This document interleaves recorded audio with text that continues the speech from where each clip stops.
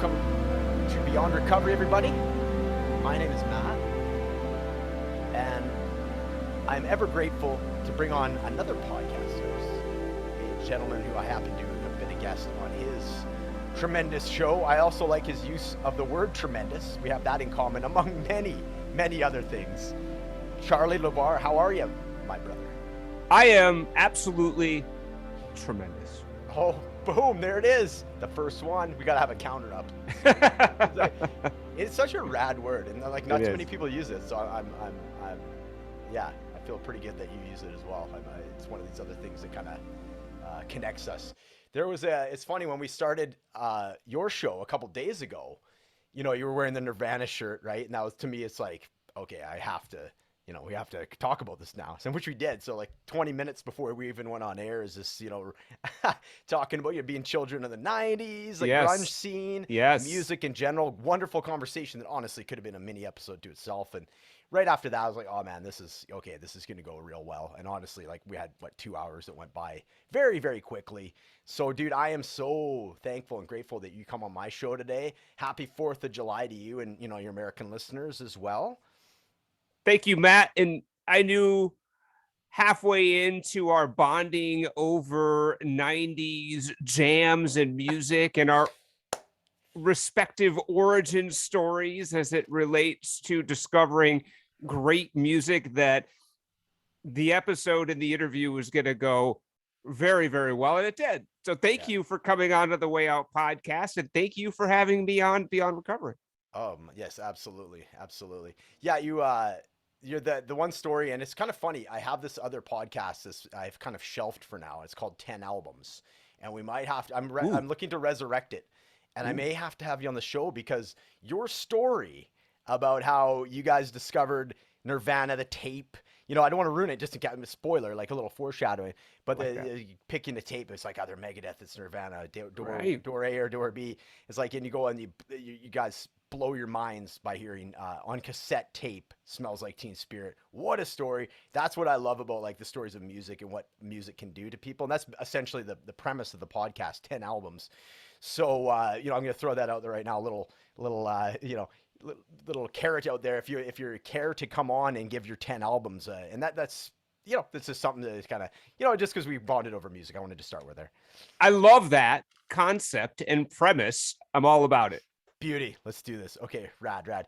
But anyway, so let's you can see my mind likes to jump around, and that was one of the reasons I partook in drinking in the first place. So let's get into your story though. And actually, before we do that though, I really want to talk about your podcast. You are one of the OGs in the recovery podcast game. You've been there about 6 years. 2016, the Way Out podcast came out and came to be.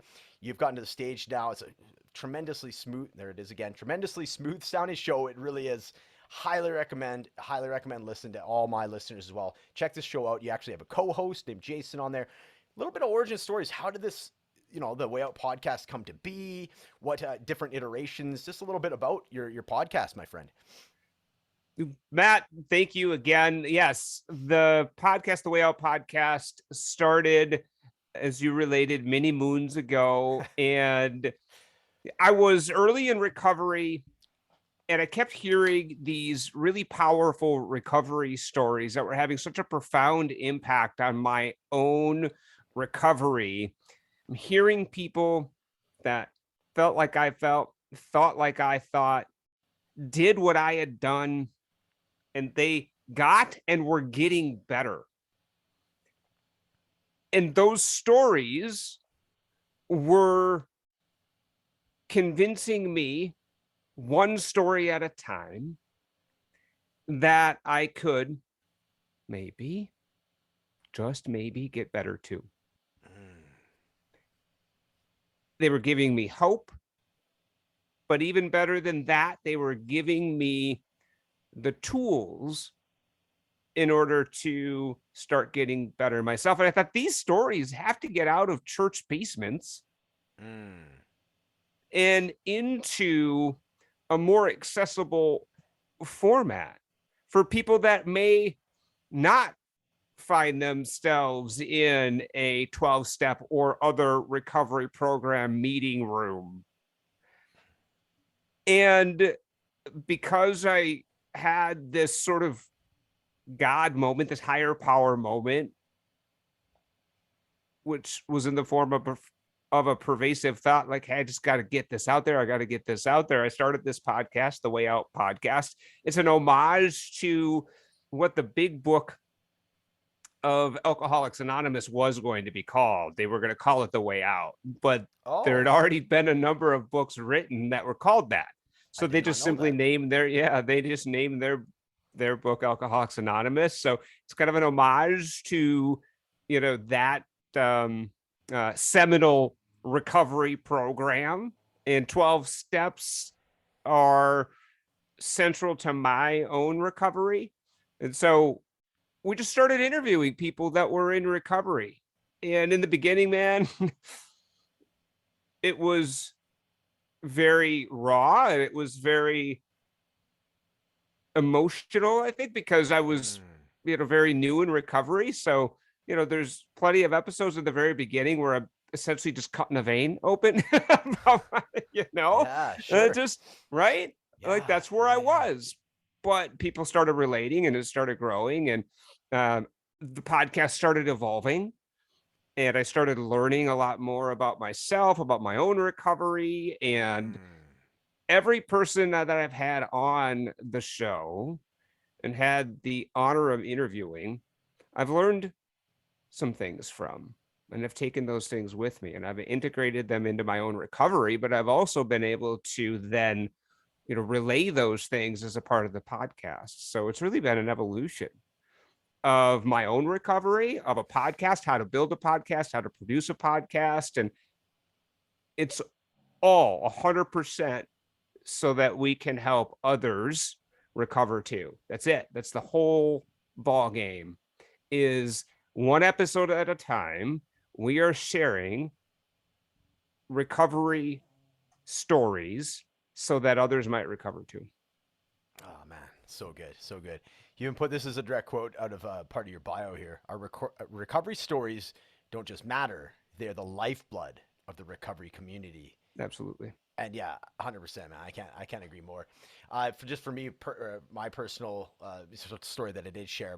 I got into an AA meeting, and the profound spiritual shift that I told you about on your show had occurred from being in a room where there was just that, like, there was no need for persona anymore. All the things, like the putting your hands up and fighting or arguing or avoiding or being fearful of something just dropped. And as a result, you can be authentic and you can speak, you know, regardless of how you're feeling that day. It doesn't matter. You can speak however you're feeling. You can meet yourself where you are, and people are meeting you there. And it's yeah, it would that changed my life, and I love your description of it as well. So, congrats on continuing with the podcast. It is a super smooth podcast. I'm not Thank blowing you. smoke, man. Just listen to it. You have a voice. You have a really gifted way of speaking. You have a great cadence, and you have a very much a talent for it. So I highly recommend your show to everybody that can hear me right now. And thanks for a little bit of the origins. Curious. Okay, actually, I got two things. First off, I love how you also use the word recovery, right? So I know it's kind of when in Rome, when you're in the rooms, it's like, hey, I'm an Right. alcoholic. Yeah. I've never been a super big fan of that word, but again, when in Rome, I understand that. Sobriety is big in certain communities. The Instagram community, for example, is big on sobriety, blah blah. And again, it might be a bit splitting hairs, but at the same time, I don't think it is. There is a power to words. There's a charge to Mm-hmm. words and the way that they resonate and land with you. What is it about the word recovery that just sort of lands and has that, like, okay, this is my word for this recovery? I love that you brought that up and that you notice that it's intentional. Everything I do as a part of the Way Out podcast is intentional. Our choice of words, how we frame addiction and alcoholism, substance use disorder, how we talk about recovery. And I use the word recovery because it invokes all of the effort and the work that we do Mm. in order to get well. And for me, recovery is a process. Recovery from anything's a process, not just from addiction, but from an injury or from a traumatic event. It's a process and it requires effort on my end. And so it's not this state that is motionless, right? I feel like sobriety invokes this sort of motionless, sort of just, it is sober, right? Where recovery invokes this work in progress and this effort, this active effort. Yeah. Okay. I like that. And what is your personal take on the word alcoholic? Just curious.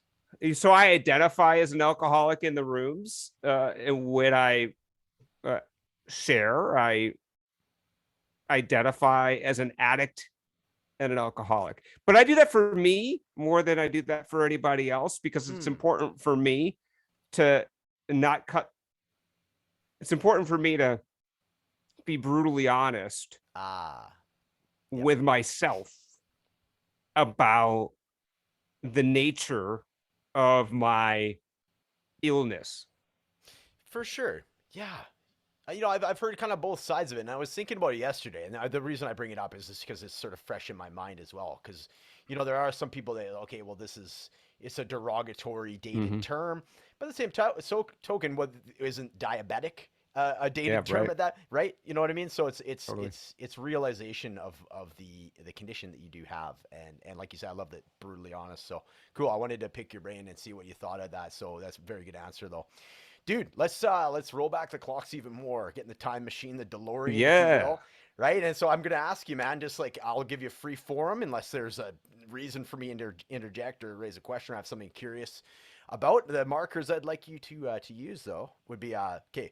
What turned you on to booze in the first place? When did then booze turn on you? And then just kind of walk us up into that early stages of recovery and what that looked like for you. And I will. The floor is yours, my friend.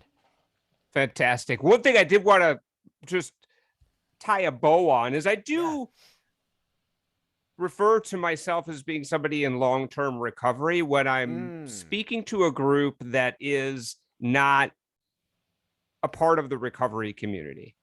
Okay. And that's an important distinction for me. When I'm amongst others in recovery, addict, alcoholic, and sometimes person in long-term recovery, when I'm out in the world, I will refer to myself as a person in long-term recovery. And what that means to me is I have not found it necessary to drink or use mood-altering substances since December 6, 2014. So that's the kind of language I use for folks that are not in the recovery community. But for folks that are in the community, I'm an addict and alcoholic. Like, I don't sugarcoat it for myself. So, but no, that's good.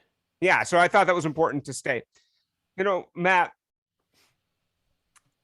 for me, growing up is a part of my origin story. We talk a lot about ACEs in our podcast, The Way Out, adverse childhood experiences, and how prevalent they are with folks that end up dealing with a substance use disorder of some kind. I certainly had those in my upbringing. So born in Minnesota, have lived in Minnesota all my life. When I was 11 years old, my mom died of cancer. That was a profoundly impactful experience for us as a family. Everything we thought was going to be wasn't any longer. It turned our lives completely upside down and really threw the entire family into chaos and turmoil.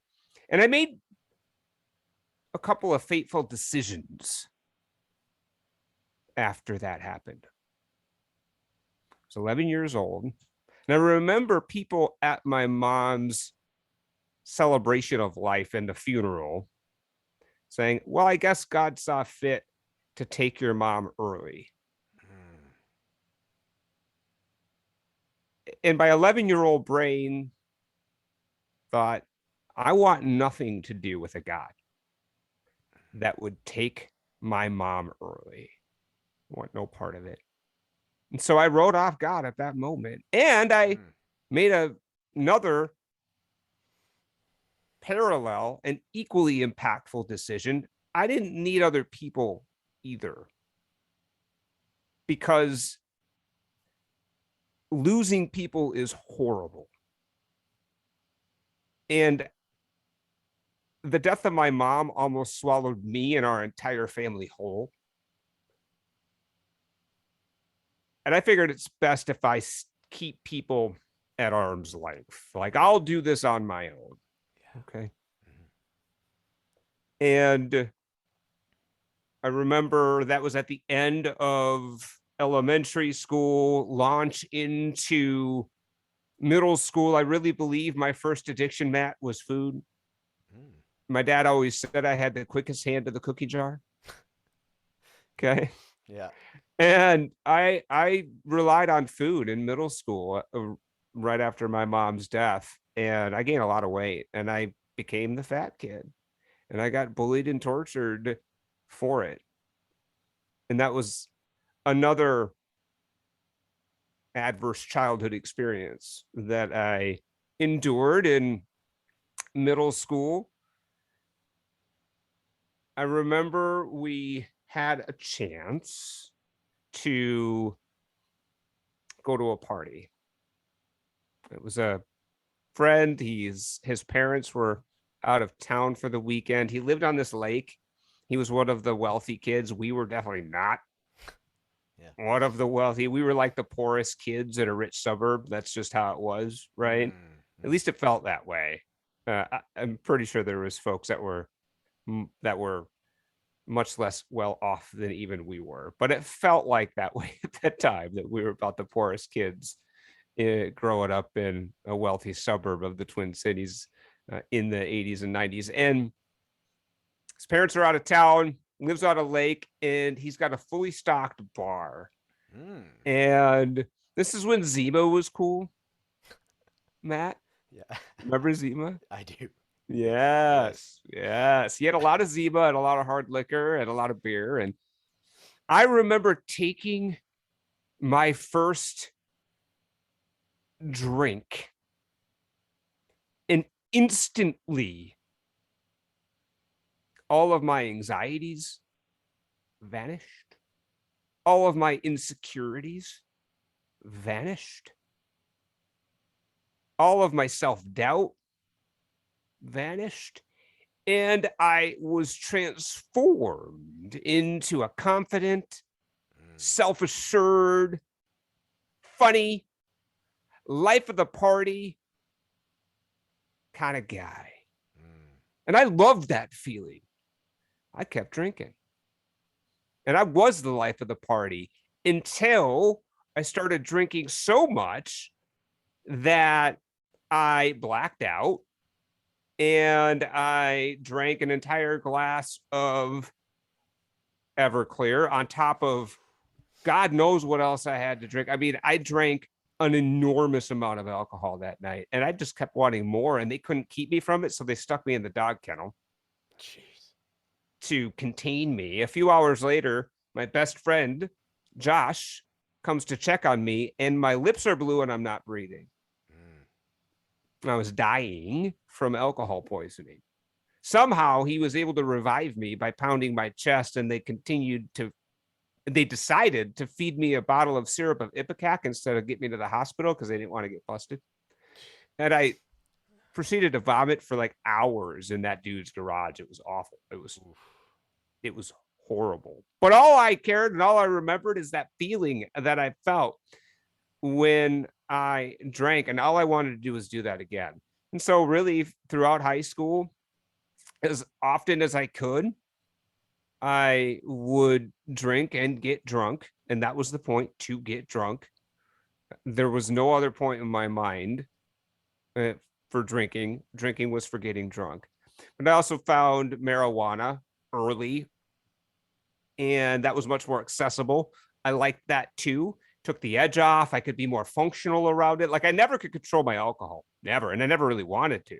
Mm. And so in the beginning, it was sort of, I went to treatment when I was 16 because my dad and my stepmom were horrified of my alcohol poisoning incident and had found weed. And so Mm. they sent me to treatment early. It was a 30-day. I lied my butt off to get in for 30 days in the outpatient program. And they're passing the coin as I'm chipping out. And Charlie, you're going to stay sober forever. Boy, you have so much wisdom. And, I was waxing poetic about steps that I wasn't working. And, I knew the game. Like I knew Yeah. the game, right? Yeah. I was telling everybody what they wanted to hear. Right. And Eileen, the head treatment counselor, usurps the circle, grabs the coin, and says, Charlie, you're lying to yourself. You're lying to this group. You're going to use again, and it's probably going to kill you. And she walked out. And she was right. And every time, Matt, since then, that my use or my drinking would become unmanageable, she came to the forefront of my consciousness. Yeah. You're lying to yourself. You're lying to this group. You're going to use again. It is probably going to kill you. Wow. She was that voice of reason. They say a belly full of AA, a head full of AA and a belly full of booze don't mix. Mm. Once you Yeah. sort of reckon with your true. So, but I spent the rest of the 20 plus years drinking and using it. It was like addiction whack-a-mole, man. Like I got the mother to my two amazing children. She got pregnant when we were very young. I was 23. She was 21. And I put alcohol on the back burner, but then other things would come up that were of addictive nature, food or sex or porn or whatever it was. Like it was addiction whack-a-mole. Yeah. I could never keep all of the addictive substances and behaviors in check all at one time. It was impossible for me to do that. Didn't really recognize that totally at the time. I was still very much in the deep in rationalization. I'm managing this. I'm not an alcoholic. I had a nudge from the judge when I was 21 because of a DWI and got back into the rooms again. I'm not like you people. Like, I don't need this. This is good for you people. It's not for me. But half of me wanted it, but couldn't like get there. And the other half of me didn't think I needed it. And so I was, it just not in a place where I was ready. And I spent the next 20 years, man, just trying like heck to manage this thing with varying degrees of failure around it. And over that time, two truths would continually present themselves to me. Over any length of time, my drinking and substance use will become unmanageable. That's a fact that I proved to myself over and over again. Sometimes it was due to a lost relationship. Sometimes it was due to a DWI. Sometimes it was a deep emotional and spiritual bankruptcy that I was feeling. But it would become unmanageable. And then I would, okay, this isn't working. I have to stop or moderate. And then over any length of time, if I quit and was abstinent, that would become unmanageable. Couldn't do it by myself. I couldn't. I tried. It wasn't for lack of effort, man. But I would become restless, irritable, and discontent and feel like everybody else was the problem. And I'd get to this point where I really felt like I was going to just like implode from just being raw. Like I'm just a raw nerve bouncing around this world. And I have to numb it. I have to. those two truths would present themselves over and over again. So I'm on my third marriage, okay? Because that was a thing too, like, you'll fix me. Right? Yep. And she looks at me and she's like, Charlie, you drink every day. I'm like, yeah. But baby, it's not a problem. I only have a few. Now, I intentionally didn't tell her about any of my past issues with substances or alcohol or treatment or any of that, because I knew enough about her to know that that was a no-no. Like, I'm not going to tell her story. And that's something that I've learned as a result of telling my story a number of times and being a host of a podcast. I'm not going to tell her story, but suffice to say, she wouldn't have married an addict and an alcoholic if she knew it. Okay. She just wouldn't have done it. Okay. And something about that I knew. And so I didn't tell her about any of that. Maybe it's not a problem. I only have a few. Well, now she's counting. And the problem, Matt, with trying to outsmart somebody who's A, already smarter than you, and B, not drunk, is it doesn't work out very well. So I'm trying to like manage the beer program. Okay. Keep the most of it in the garage and only have like a couple in the fridge and just do like this rotation program. So she only sees like a few. She caught on like in a day. She's like, you drink a lot. You drink a lot. Like, it's not a problem. Okay. It's not a problem. Well, okay, but it seems like a lot every night. Look, I can quit anytime I want. Okay. Okay. So, okay. She's like, sweet, do it. Oh man. Oh yeah. So I should have seen that one coming. Okay. Okay. So I quit for 30 days on Marlboros and resentments, which I don't recommend as a recovery program. Okay. Yeah. And after that 30 days was up, I was like, see, I did it. I told you I wasn't an alcoholic and I didn't have a problem. And so I convinced her that it would be okay to get some wine for Thanksgiving. My parents were coming over that year. And it would be an okay thing. She agreed. So yeah, that's fine. I'll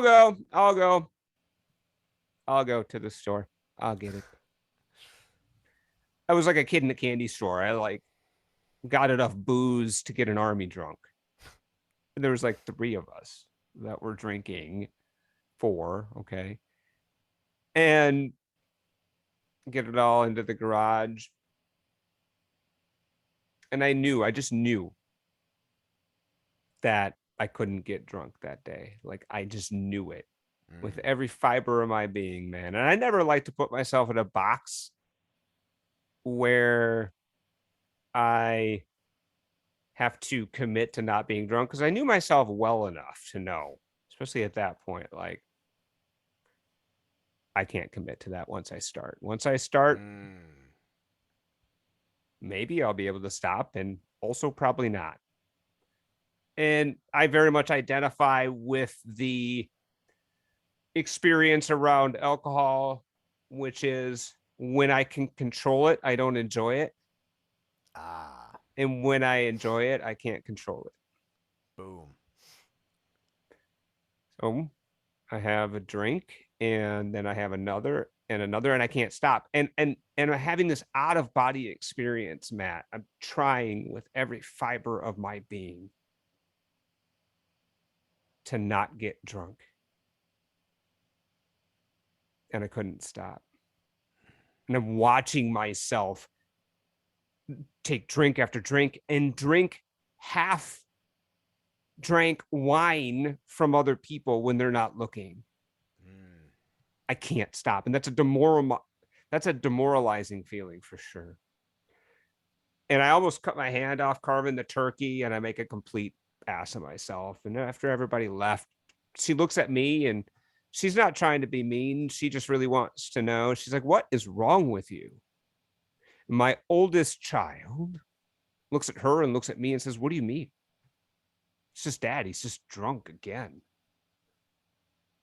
And that hit me like a 2x4 to the forehead. I wasn't fooling anybody.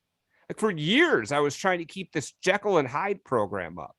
As long as you all don't realize that I have a problem, then it's fine. I wasn't fooling anybody, especially at the end. She's like, "You got to go to treatment." And I was like, "Oh, well, I've heard that before." Okay. But I really didn't want to get divorced for a third time. Like I really didn't want to. And so I agreed. I reluctantly agreed. I was just trying not to get divorced. So I schedule a first intake I can at Hazelden. And I sit down in the treatment counselor's office, and it's like, "Why are you here?" And I wasn't planning on this at all, but I broke down.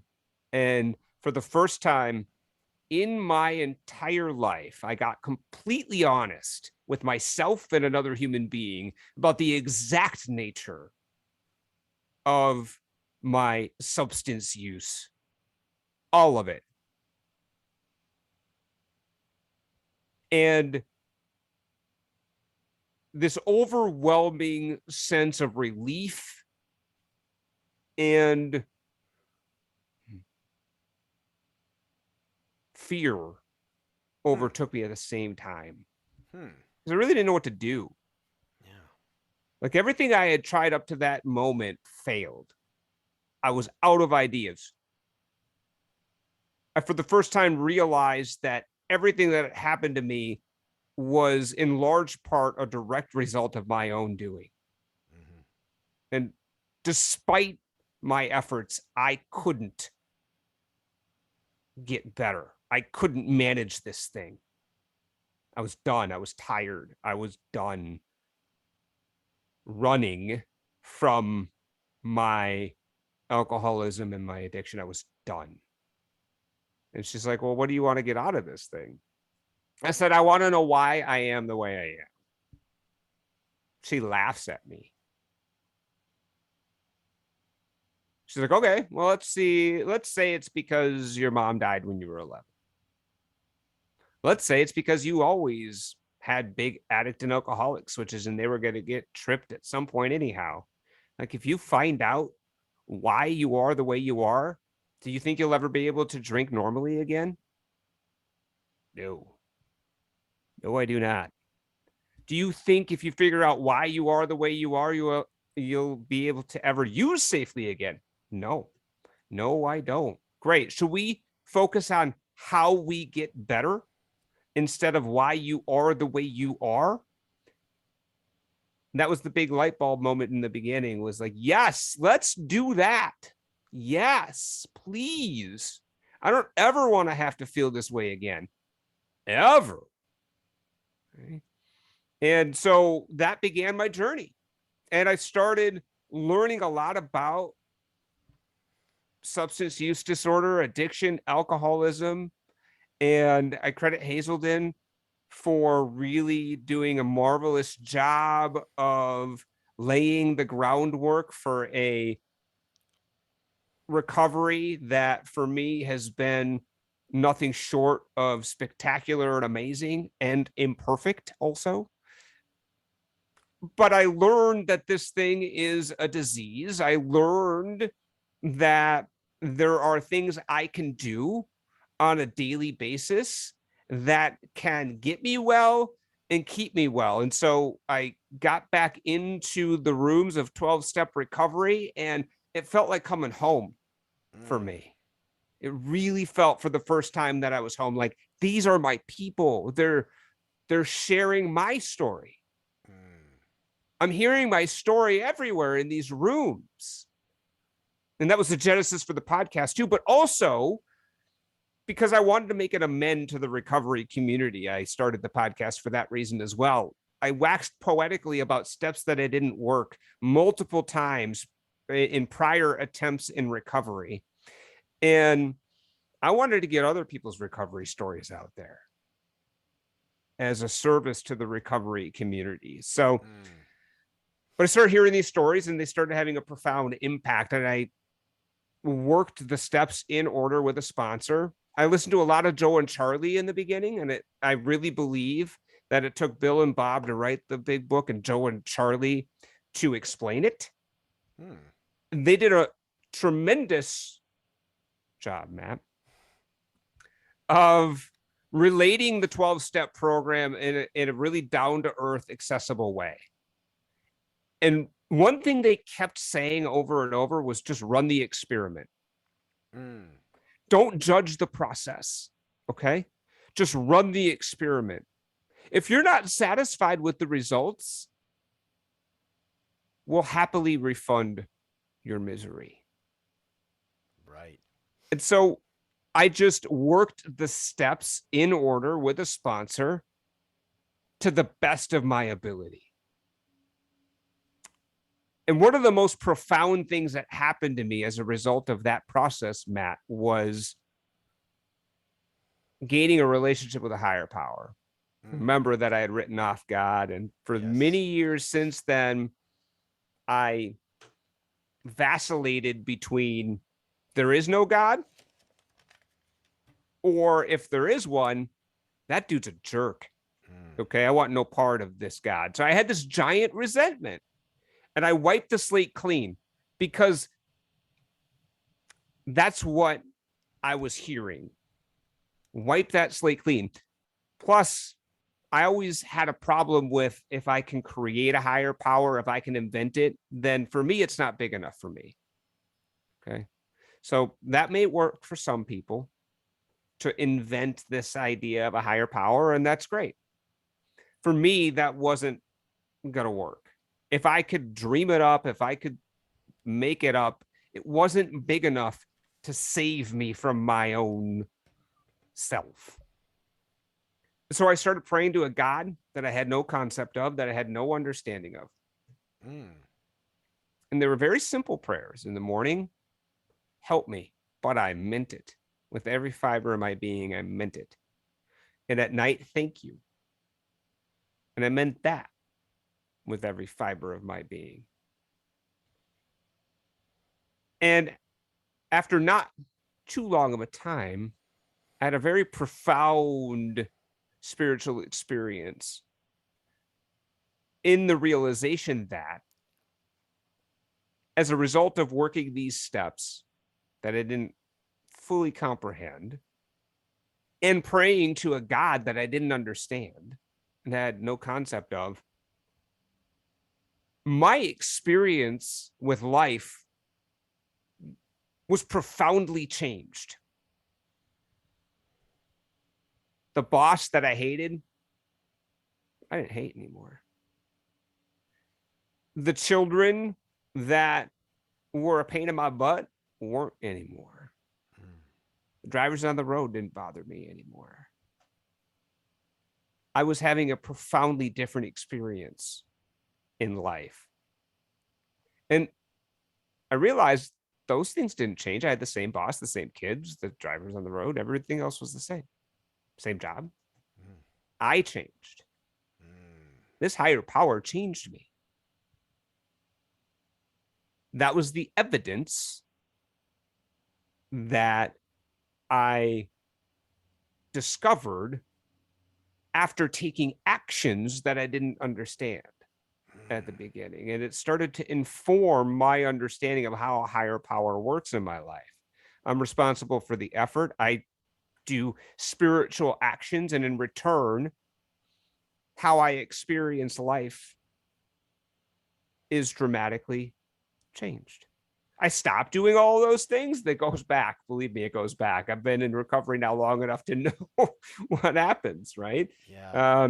And so that's the experience that I had as a part of my recovery journey. And then I went into that next level stuff. And in 12-step vernacular, you might call that emotional sobriety. Mm. Or we can think about it as the work that we do around our default thought and behavior patterns. And that was the game changer stuff for me. I was getting in my own ways for my whole entire life. I just didn't know it. And these coping mechanisms and defense mechanisms that help me survive up until that moment no longer were serving me. And quite honestly, they weren't serving me for quite a long time. I just didn't realize it. But in recovery, I very much realized that. The 4th and 5th and then 6th and 7th steps helped me through that process, doing an inventory and understanding how I showed up or didn't show up in my own life and other people's lives and in relationships. So I started to do that next level work around, again, 12-step vernacular might call them character defects, call them default thought and behavior patterns, however you want to describe them. They were the manifestation of the things that were getting in my own way. And getting in the way of me. And when I say getting in my own way, let me be real specific about that. I mean, getting in the way of me connecting authentically to myself and then connecting authentically to other people. And that's what I'm after here. That authentic connection. That's what was so elusive to me in my active addiction and alcoholism was authentic connection to self and others.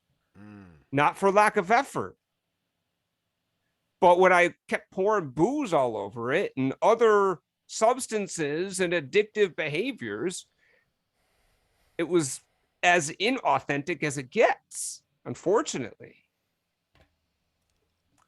So remove the booze, remove the substances, and then I go through a process, and this is a continual process of removing the things that are getting in the way of me authentically connecting to myself and then therefore others. And love is the answer there. It's about love. That's what my higher power is about. But I can't love you if I am mired in my own counterproductive thought and behavior patterns. Maybe that's self-centeredness. Maybe that's anger. Maybe that's greed. Think of the 7 deadly sins, if you like. Those are all things that are going to get in my way and cut me off from that. So that's that next level emotional sobriety stuff that recovery brought me to. And that's the stuff that keeps me well, because if I don't mind that, think of the metaphor of tending a garden. Yeah. If I don't mind those things, they're gonna overtake me again, and I'm gonna become restless, irritable, and discontent, and I'll feel like I have no choice but to medicate it. Man, so much great stuff in there. Thank you so much for sharing that, Charlie. A couple things that do come up. I love the tending the garden thing is a great place to, use as a launching point for what I wanted to discuss, for this the go home stretch here of the podcast. But before we do, a couple things. I've been curious with this, and I've been curious enough to be asking a lot of people that have been coming on my show, my mentors, and all that. What does the word authentic mean to you? Independent of the Webster's dictionary, which is pretty badass, by the way. If you look up the word authentic, it's of of unquestionable origin or something like that, or undisputed origin. There we go. It's even better. I was like, oh man, that's badass. But what does authentic mean to you? I very much understand the context, but I want to hear right from you. What does authentic mean to Charlie? It's a great question, because I think that word gets used a lot in today's day and age. Thank you, millennials, for that. Yeah. Okay. Yeah. And Brene Brown, I think probably in large part, right? Yeah. And let's be honest. Let's Yeah. be real. Yeah. Brene is Miss Authentic. Yeah. Authentic to me means that I am connecting on a very fundamental level, and it's without as much rationalization Mm. and self-deception as possible. Ooh. Love it. So I'm connecting to my true self, the self that is unmasked. Yes. I'm not pulling any punches. I'm not wearing any masks. I've taken all of those off, right? I've taken off all of the roles and all of the things that I show up as, and I'm connecting to my very core being. Yeah. That's really I love that. That's really good, man. The one in my journey of like asking this out, because to your point, exactly, that's exactly right. It's one of these words: be authentic, say your truth, and it gets to a point where it's like a broken record. Okay, What does that mean? What does that actually mean? Right? You keep saying that, right? But it's like one of these. So a little like surface level, it kind of feels like it felt like to me, right? And I'm like, okay, so what is it? So a good mentor of mine has mentioned. He's like, okay, I can't necessarily explain what it is in so many words, but I know what creates authenticity, and that's feeling safe. Because we were in a room, and he's like, so the safety that this room and security that this room creates allows you to. And then you and I had a great discussion about the need to remove things, right? So as you feel safe, you can then you can, like you say, pull off the mask. You can lower the persona. You can turn down the ego. That safety and this container that rooms create allow you to be genuine. And the other one that I've come up personally with, I wanted to run by you just because we're riffing on it, is like, for me, authenticity is like, it's a straight line, like out of your, whether it's gut speak or heart speak. And when there's no persona or anything to distort it, it's a nice, pure, straight line out. But as soon as it gets caught on some kind of, like you say, some of these patterns, perhaps fear, it comes out and it's all distorted and it's all wavering around. And then as a result, your message and your vibe is not true. It's not, it's more ambiguous. It's more fear-based, for example. So yeah, I've loved the way that you described it though. And you mentioned there's removal of certain aspects. That's right. Which I love. And that's a great point, Matt, because when you talk about this authentic state taking place in a environment of safety, that speaks to the, I think, essential ingredient of authenticity, which is vulnerability. Another Brene Brown special, but I am not concerned then with what you think of me. Yes. And how that's going to be received. And I'm not filtering it. I'm not spinning it through my ego. Yes. I'm speaking my truth. I am allowing myself to recognize my truth. Yeah. That's authenticity. Love it, man. That's great. Yeah. I'm glad we unpacked that a little bit. I'm enjoying talking about that, just that subject, especially in the context of recovery. So I'm glad we went back to that. Yeah. So tending garden. I love that. Again, I love that analogy.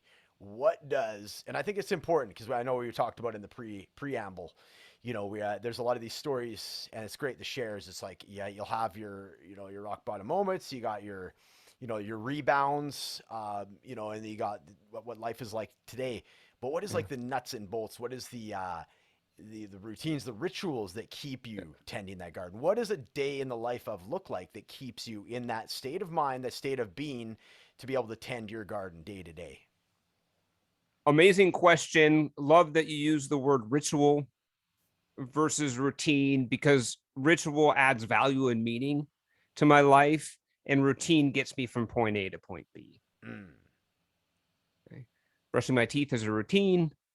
Praying and meditating is a ritual. And so from a day-to-day perspective, the first thing I do, I get up, I make my bed. right out of the gate. I never was a bed maker in the first thing in the morning, kind of, but I am. I make my bed. And well, I shouldn't say that. That happens sometime, but that's in the routine. So I get up. First thing I do actually is I hit my knees and I ask God. And for me, Matt, it's about mindfulness and it's about intentionality. And what I mean by that is I'm not trying to check boxes because I'm very capable of that, and just mindlessly going through a routine to say that I've gone through a routine.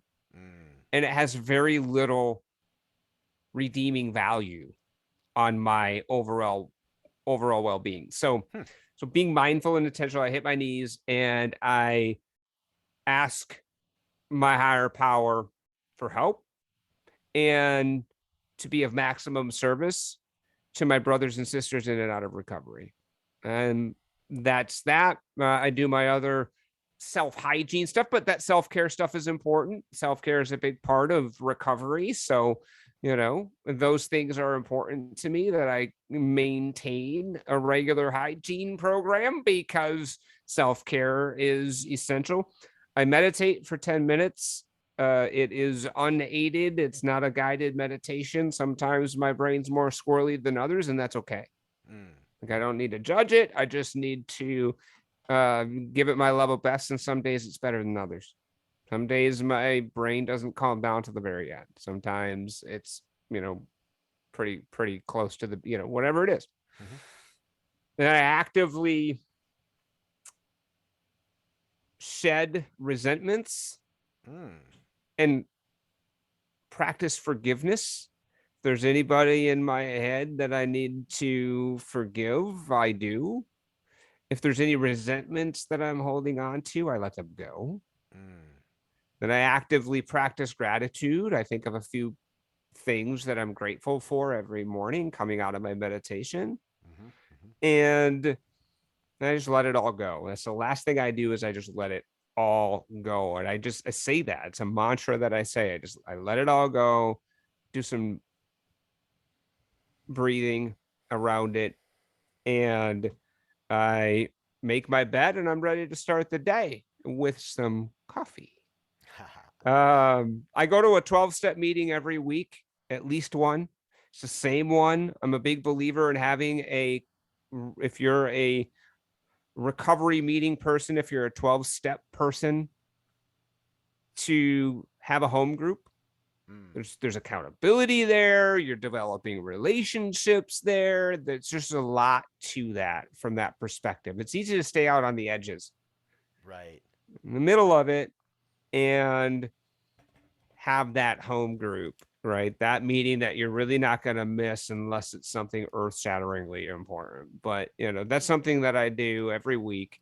I go to a Saturday morning 12-step meeting, and it makes a huge difference. And if for any reason I have to miss it, I can tell, right? And so that's an important part of my recovery. And I stay connected to people throughout the week from a recovery perspective. And that, to me, is extremely important. Connection is a huge part of what we're trying to achieve here. I walk twice a day with my recovery dog, Louie. That was so important early on, Matt, that physical activity. Yeah. It filled a lot of time where before I was drinking and using and doing other things that were counterproductive to my wellness. I increasingly today replace that time with healthy activities, and walking is a big part of that. And I'm a huge advocate of that across the board. Find some sort of physical activity that you love to do. I don't care if it's tennis, if it's racquetball, if it's running, jogging, walking, hiking, biking, kickboxing, whatever it is for you. But make sure you love it and enjoy it, because you want to if you're going to be doing it on the regular, right? Yeah. And so I get my dopamine kick. It's a natural dopamine kick, and it allows me to be able to feel good about my overall self-care program. That's a wellness thing. Yeah. And all of these things are, it's, I'm a trained recovery coach from CCAR out in Connecticut, and they're big on recovery capital, building recovery capital in our lives. Cool. And, that in the form of, spiritual, emotional, when we talk about that emotional sobriety, social, financial, all of these, self-care, the physical, all of these things are recovery capital. And so, that's big for me. And then I fancy myself, I never thought this before, but I'm a spiritual seeker. Mm. I very much am. So that's a big part of my recovery, is continuing to seek spiritual ideas and spiritual practices that I can enhance my recovery with. Cool. Yeah, very much it's very, sounds to me very full bodied. Like you have the body, mind, spirit, like you say, the emotional. I love you're talking emotional sobriety, and that gets into that next level. The physicality, unquestionably, walking is so incredibly good for you. It's like the human beings are so like optimized to be able to walk, and have a dog that one of your friends there. It's just like, man, just amazing. I have two dogs myself. Incredibly relate to that. And it's anybody, you can meet anybody where they are as far as like walking. Obviously there are some exclusions that Yeah. but Yes. generally speaking, right? Yes. So, and yeah, just like I love it, man. And just there is something about when we were talking about it before, as far as like, because I again, the power of words. Initially, I said, these routines that I have. I think for me, like the way that I view a ritual versus a routine, initially ritual is like, oh, it just seems so, there's like this, you know, other energy around it, right? And I understand there's like the deliberation and such. Then I was reading it. It was actually you that turned me on to the idea of, okay, well, it's more ritualistic, right? Because there's more presence of mind, more intention behind it. And so it's interesting though. It's kind of like, for me, the way that I would word it or view it is sort of like in between a ritual and a routine, right? It's something I'm going to be doing, but there's a little more than being autopilot, where like routine, like you say, brushing teeth. I'm not like Right. I'm sitting in there in the moment, like, oh yeah, there's that back tooth. I'm just kind Right. of, okay, here we Yeah. go, thinking about what I'm gonna do next, right? So it's Totally. somewhere in between there. But I love the, that's just my personal, I the agree, right? right, Because there's things that are actually really squarely in the ritual camp, the which would be, I every year mark the occasion of the passing of a loved one with a specific ritual. yeah, sure, And that is, squarely in that ritual camp. And brushing my teeth is squarely in that routine camp, routine, yeah, right? And yeah. there's probably some things that, so I can buy into that. It's there's a spectrum there. Totally, man. That's what I guess that's what I'm getting at. Because like even for me, like a workout routine, like sometimes there will be a degree of autopilot if I'm just like, okay, I feel the need to go in there and do it, but I Mhm. also don't feel creative enough to kind of do something different every day. So there is a degree of workout routine, and I'm still getting a benefit from it, and still getting mental strength from it, as well as the physicality. So yeah, I think yeah, totally. I love the way you worded it. A spectrum. That's super cool. So interesting. I'm really getting into like the because you and I are both in the recovery coaching thing, just like the whys and the hows and just the nuances. To me, I was like, I kind of had an aha moment the other day as far as, there's no cookie cutter formula for somebody's nutrition Right. or for their physicality with their workouts, and neither is there one for recovery, right? There's the nuances for everybody dependent on their story, their triggers, their emotional, where they are emotionally, their EQ, their IQ, So there is these nuances that you really have to find that out. And the best way to do that is be curious about where that other Yes. person is, about, what I love the reflection part that you've mentioned as well, seeing it back in yourself, going, okay, I love, I keep the white belt mentality with this, and it's so important. Just like it keeps me grounded, knowing that like I don't have all the answers. In fact, I'm comfortable not having the answers, because that's what I lead with. That's how I can lead, with curiosity and enthusiasm, if that makes sense. It So totally does. yeah, And if we're coming from it from that perspective, from a peer-to-peer kind of Mm. perspective, then I really feel like I can come from a place of true helpfulness. How can I help you in your Yes. recovery today? Yes. And that's the message that I embody when I'm working with people. How can I help you in your recovery today?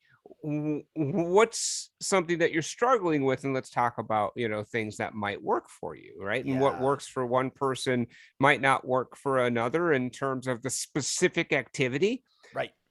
But boy, if we have a good conversation about, we're probably going to land on something Yeah. that is going to be helpful, right?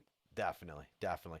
One final question for you. I've been on the fence with the title of my podcast, and it's going to be Mm-hmm. kind of interesting to just unpack this at the end. Yes, But love but it. I think it's worth to do because again, I love what we're doing, kind of riffing on words and figuring out where these things land. So beyond recovery, and I'm basing it off of my vision of it, and that's why I have the podcast is like the drawing of the mountain with the ocean in front. To me, that's like inspiring. Like when I see something that's bigger or beyond myself, that inspires me to do better. And then I'm also curious about, is that something that I can pursue? So Mm. beyond recovery to me is like, it feels like it's even if you blew out your shoulder and you've gotten to the stage where you're back in the game and all that, you're always going to remember that injury, right? Yes. But you're going to continue on with your life as it is, and with that previous knowledge of, and and keeping that like close to it, if you will. So I've had a few different discussions off air with people, and that's why I want to do it on air, just got Yeah. with you, as far as like what is like, I know because you're saying in active recovery, so you still view yourself as it is a thing that you're currently still, it's it the word active hits it perfectly. So is there such a thing as moving beyond recovery, in your opinion, or is it something that is, that's such a grounding statement for you? I'm in active recovery, and what are your thoughts on it? I'm just curious. It's a great question and one that I've also pondered. So, what a great opportunity to work through it and unpack it a little bit. So, I Yeah. believe that I am recovered from a seemingly hopeless state of mind and body. Mm. Mm-hmm, mm-hmm. That said, I also believe that I am constantly in recovery, and recovery is a journey that I'll always be on because the work that I'm doing requires consistent and regular effort. Mm. It's a recovery journey, it's a spiritual journey that I'm on. And I'll be on it till I die. Mm.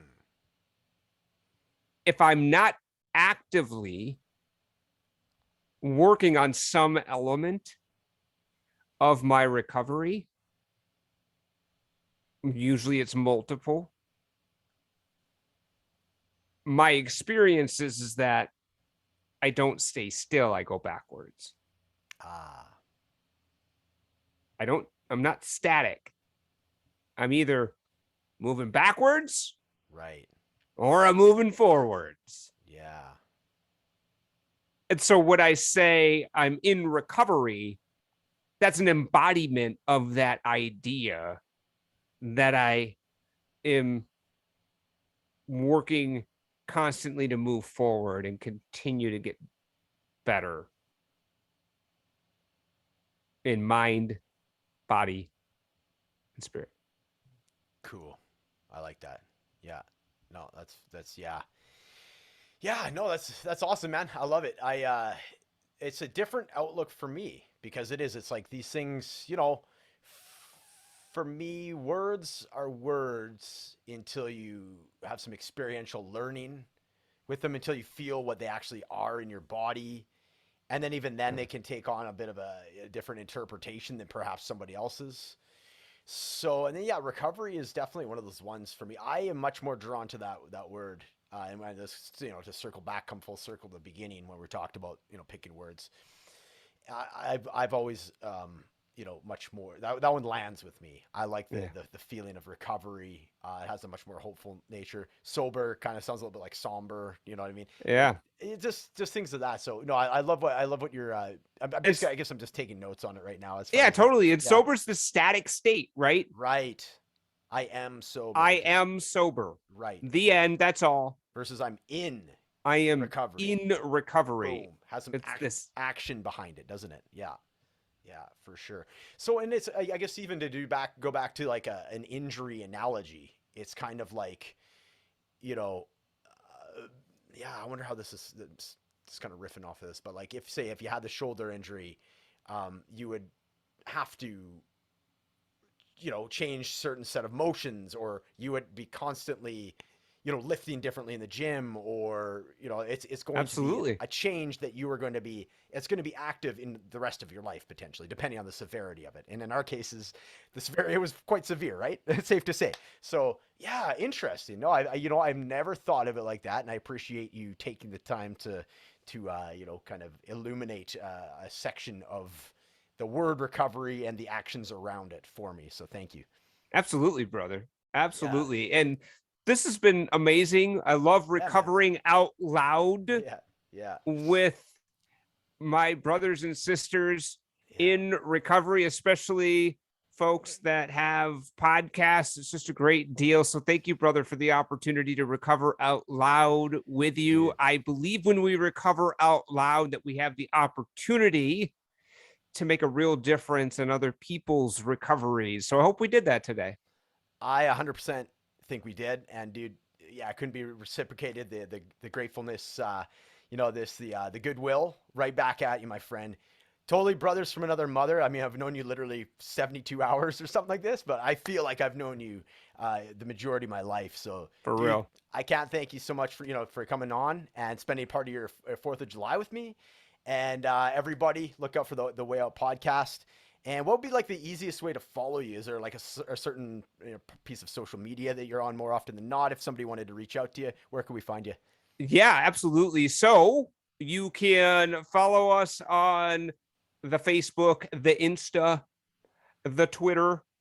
All of that is accessible via wayoutcast.com, the Way Out podcast, wayoutcast.com. And you can get to our various social media channels from there. So Matt, I gotta say that we got to do a super show. I'm putting it out here on record on purpose. We got to do some sort of super show. We'll get some other folks.